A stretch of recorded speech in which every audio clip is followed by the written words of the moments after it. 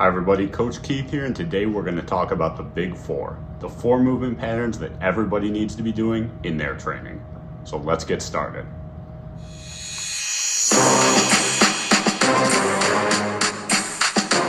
So if you guys have been in the gym for any length of time, you've probably heard people talk about the big three movements.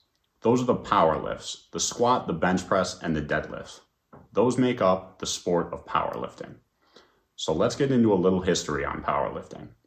Powerlifting started in the 1950s, but it wasn't standardized until 1972. So in the early days of powerlifting, any meet that you went to would have different equipment, different benches, different bars, etc. So in 1972, they decided to standardize everything.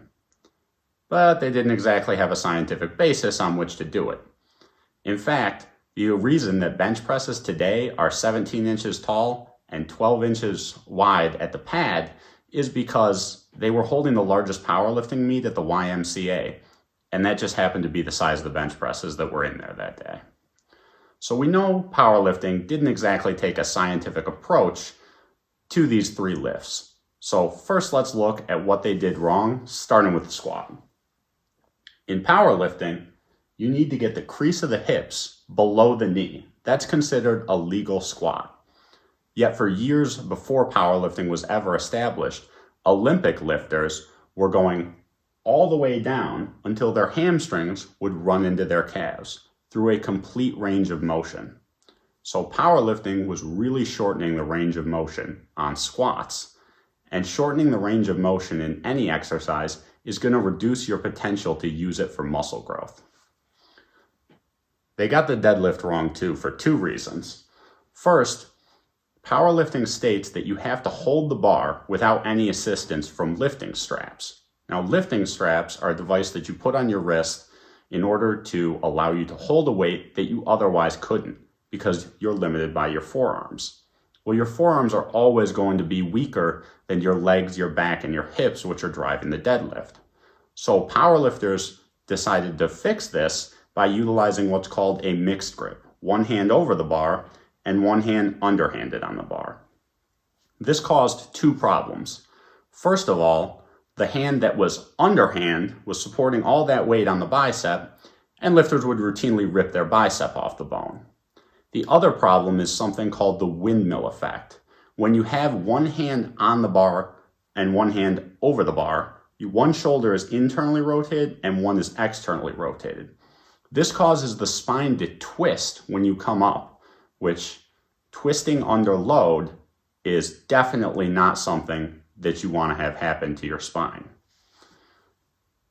The bench press suffered from the same problems that they had in the squat.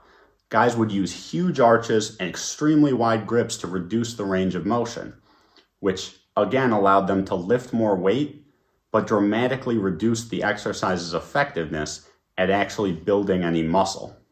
So, stay tuned for part 2, where I'm going to get into what we can do better than powerlifting and the fourth exercise that we need to add to make our training as good as it possibly can be. Welcome to part 2 of the big four movements. So now we're going to look at how we can improve these to make them the best for our training. So the squat.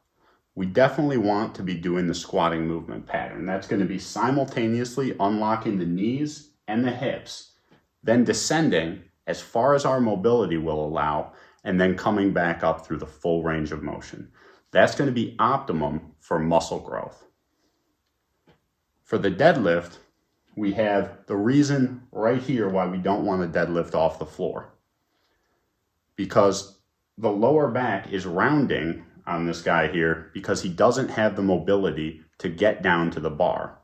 So then he has to pull his back out of round. He has to straighten his back from this rounded over position to a straight position, which is the mechanics for disc herniation, before he can actually start utilizing his hip hinging. A better way to do this is going to be to start the deadlift from the top down. That's going to be a Romanian deadlift, where we start by hinging the hips back. If you guys don't know what a Romanian deadlift is, I'll link an exercise video in the description to show you how to do the form properly. But by hinging at the hips first from the top down, we get all the benefits of training the posterior chain without all of the downsides of having our lower back rounded. For the bench, we can easily correct that by not arching the lower back and by not taking such a wide grip. A better way to find your grip on the bench press is just to start with the grip that you use when you're doing a push-up. That'll take you through the full range of motion and be optimal for building muscle. Because the big three powerlifting movements had the squat and the deadlift, the squat focusing primarily on the quadriceps, the front of the legs, and the deadlift focusing primarily on the hamstrings, the back of the legs, the lower body remained in balance, but the upper body did not. Because if you're doing tons of pressing movements and no rowing movements to counteract it, you're going to end up with your shoulders being pulled forward. So, the last movement that we absolutely need to add is going to be the barbell row.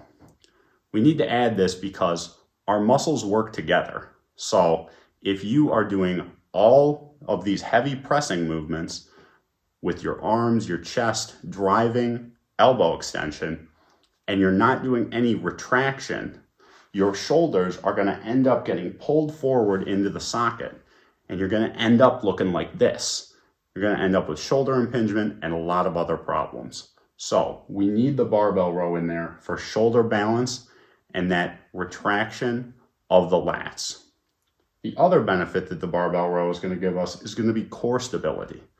The deadlift, yes, gives us some core stability, but most people who are doing deadlifts are going heavy for low reps. You're probably not going to see many people that are capable of doing hard sets of deadlifts for 15 reps.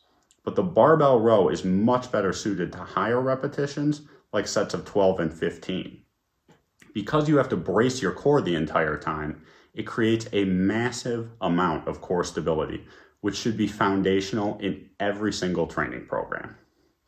So guys, just in summary, the 4 movement patterns that we need in our training program are going to be the squat, the hinge, the press, and the row. Guys, those are the 4 foundational movements.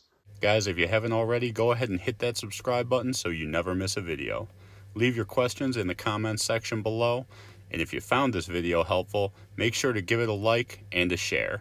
Check out AmericanIronTraining.com for workout programs and apparel. I appreciate everybody's support. Thanks for watching.